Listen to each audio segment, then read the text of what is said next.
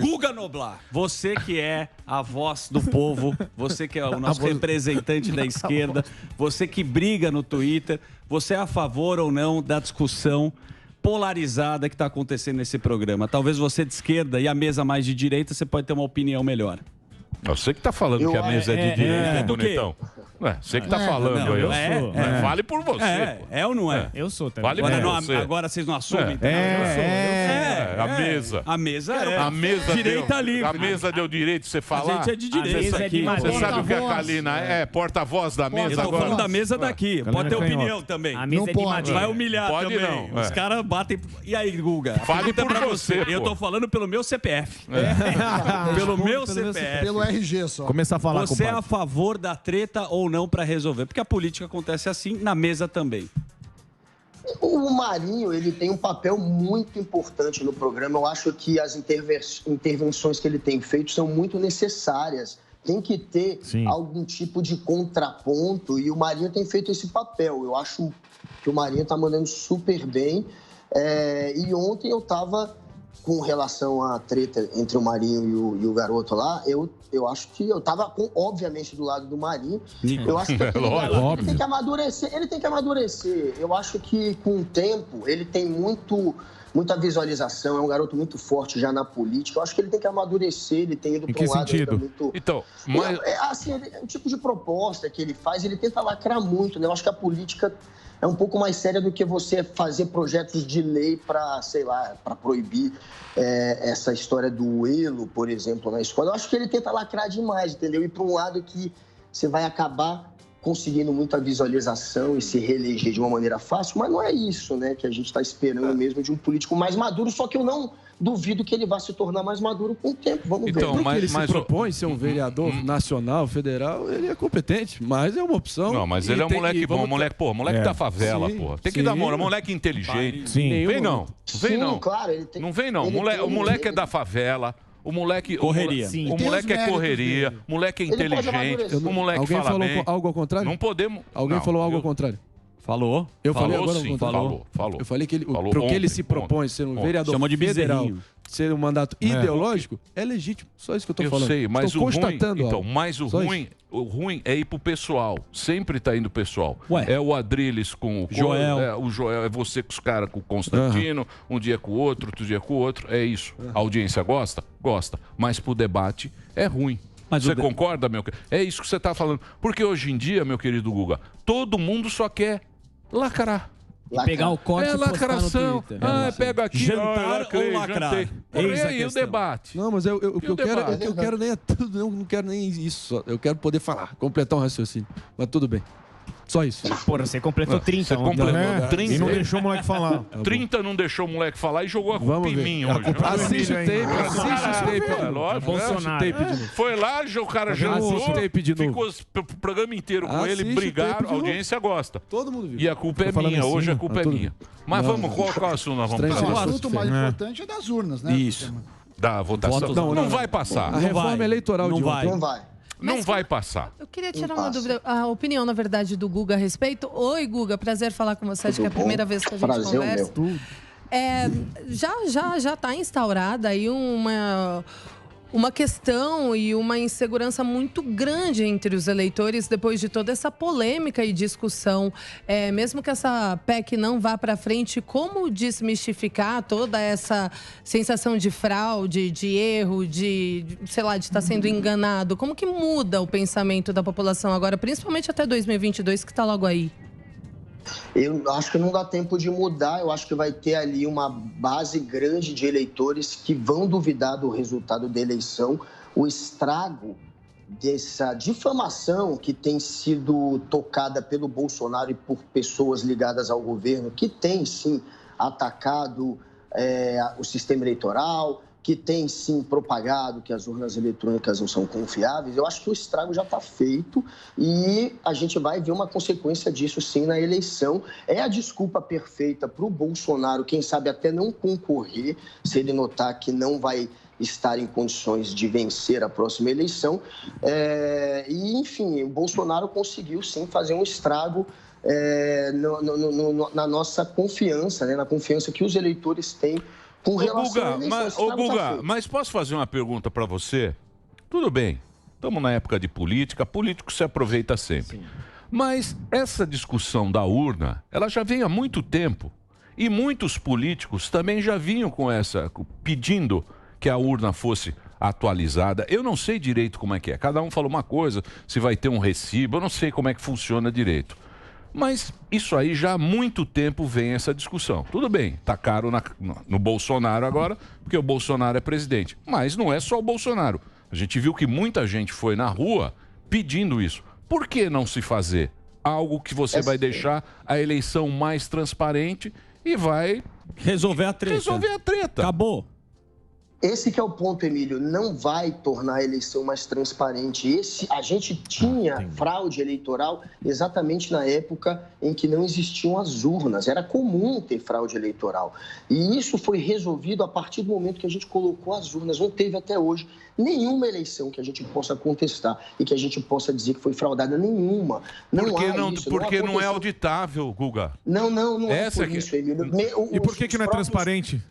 Primeiro, que é auditável. Porque quando você acaba uma votação numa sessão eleitoral, você pega algumas daquelas urnas da sessão e faz uma auditoria, sim. Você vai naquelas urnas e vê se os votos foram divididos de maneira mais ou menos que já era previsível naquele local, ou se foi parar todos os votos num único eleitor. Eles fazem, existe auditoria. Primeiro que existe auditoria, depois que é confiável, sim, não tem nenhum candidato que foi derrotado fora o Aécio que tenha tentado contestar. E o próprio PSDB, hoje em dia, admite que aquela eleição que a Dilma venceu foi limpa. O Bolsonaro foi eleito com esse sistema diversas vezes e ninguém na política duvida desse sistema, nem o Bolsonaro. Inclusive, o Bolsonaro, antes da urna eletrônica, ele fazia discurso, tem um discurso dele em 1993, no Clube Militar, em que ele debatia a questão de se informatizar a eleição. Ele dizia que tinha que se informatizar, senão iam acontecer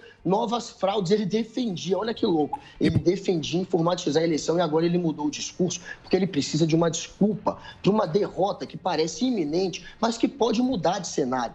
Nesse momento, ele tem, sim, diante dele, um registro, uma foto da política que mostra que ele deve ser derrotado, inclusive no primeiro turno. Então, mas se todo mundo, se mostra que ele vai ser derrotado, por que todo mundo tem tanto medo de fazer a porcaria do voto impresso? E por que você acha que isso, isso aí não seria transparente? Não é transparente. Como não, Guga? Hora que você tem esse papelzinho que você vai, de alguma maneira, registrar o voto, que você pode, a partir daí, criar algum tipo de pressão. Por que pressão? Que aquela pessoa vote.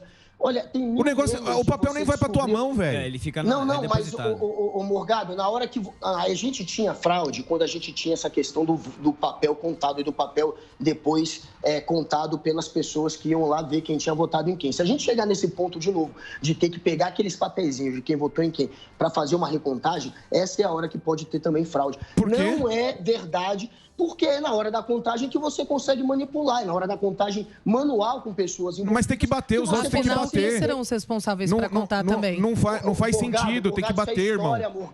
Isso é história. Se você faz sentido, acontecia fraude antes, não acontece agora. Isso é uma desculpa esfarrapada do Bolsonaro, que antigamente defendia informatizar a eleição, que agora, vendo que pode... Mas é melhorar, só tem 2 países que fazem isso, é ridículo. Mas ele tá falando... Eu quero ter o direito de olhar e falar assim, ó, o papelzinho que caiu é realmente aquilo. Todo mundo sabe, código-fonte...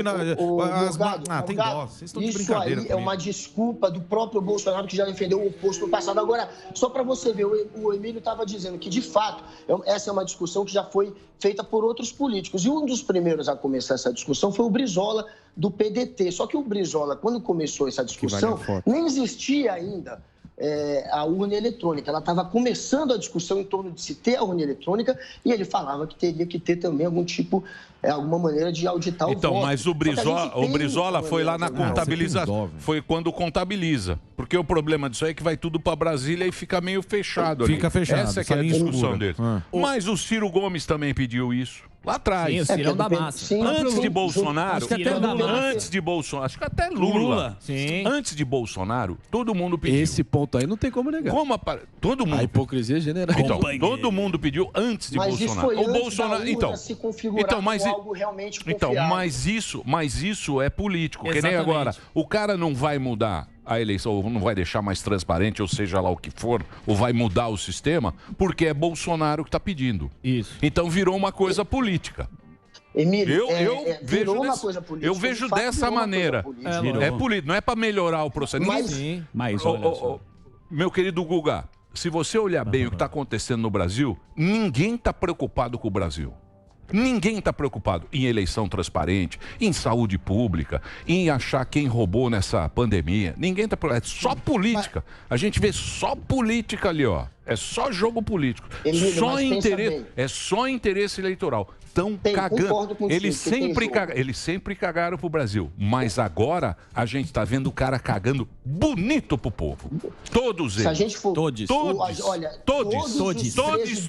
Quem é que está ditando a agenda? Todos é muito bom. Todos os ex-presidentes do Tribunal Superior Eleitoral, todos, sem exceção, assinaram um manifesto em favor do sistema eleitoral atual. E eu te garanto que é porque eles realmente confiam. Claro que tem política. Mas o povo não confia. Claro que tem interesses. Mas quem grande não coisa eles confiaram e o povo não confia. São 10 a 15%. A maior parte da população, mostram as pesquisas, acredita sim no sistema eleitoral. E a parte que não acredita é uma parte que foi construída nesses últimos anos, graças a esses discursos que o Bolsonaro tem feito. Então, muito em cima de fake news, de mentira. Tanto que agora ele vai ser processado por estar espalhando mentiras sobre a urna eletrônica e por não ter conseguido provar. Aquelas notícias lá que ele postou na live dele, coisa da Band, matéria da Band. É fake news, então? A Band vai ser processada também? Aquela notícia, ela saiu em todos os jornais, não foi só na Band, é uma notícia requentada que aconteceu anos atrás, em 2018, que está sendo ressuscitada de uma invasão que teve em algumas máquinas do TSE que não tem nada a ver com voto no fim. Mas eu acho que é uma invasão. Que não tem ligação nenhuma com voto. Se é uma invasão, é possível, gente. Invadir o TSE é possível invadir na eleição passada. Inclusive, a eleição passada demorou. Tem duas situações aqui.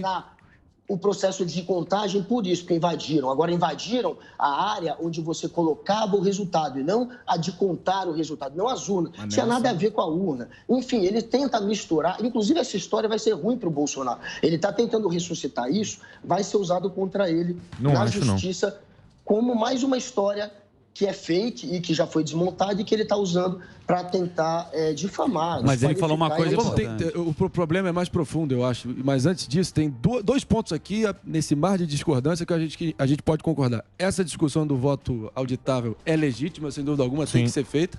E segundo, que o governo atual se aliou, entregou a articulação do governo para o que há de mais... que há de pior, mais corrupto, mais apodrecido na República, está tocando e mandando bala. Ao ponto que o Arthur Lira, esse sim, também tá passando a boiada como se não tivesse amanhã, sem nenhum freio, sem nenhum limite, e tá correndo a hashtag do PL da vergonha, não, né? Eu queria sua opinião sobre isso, Guga, porque é como se fosse uma liberação, um libera geral em termos de compra de voto, boca de urna, a farra do fundão à torta e à direita, o transporte de eleitor no dia da eleição, flexibiliza isso, além do distritão que basicamente personaliza a disputa, afasta minorias do debate, encarece a disputa, personaliza a política, ajuda candidato celebridade em detrimento de uma inclusão mais ampla aí de candidatos. Então, essa excrescência, mais uma, está rolando aí na calada da noite em Brasília, mas a oposição está firme e forte contra isso. O que você acha?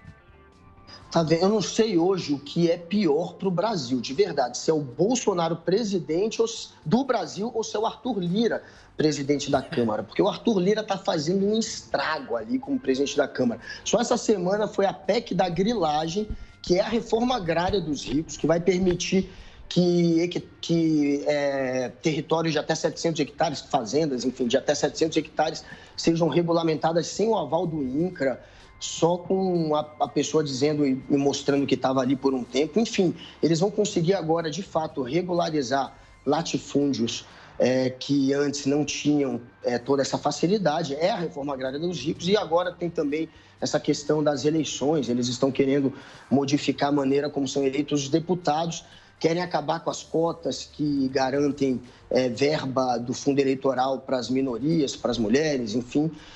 Querem também acabar com a fiscalização da justiça eleitoral, né? Eles estão aumentando, olha como é que eles são espertos, eles aumentam o fundo eleitoral, eles colocam o fundo eleitoral, por enquanto está em 5,7 bilhões, né? O Bolsonaro ainda não vetou, e se ele vetar, ele vai vetar só uma parte. Vai ter um aumento, tem todo um jogo aí junto com o Bolsonaro para ter esse aumento do fundo.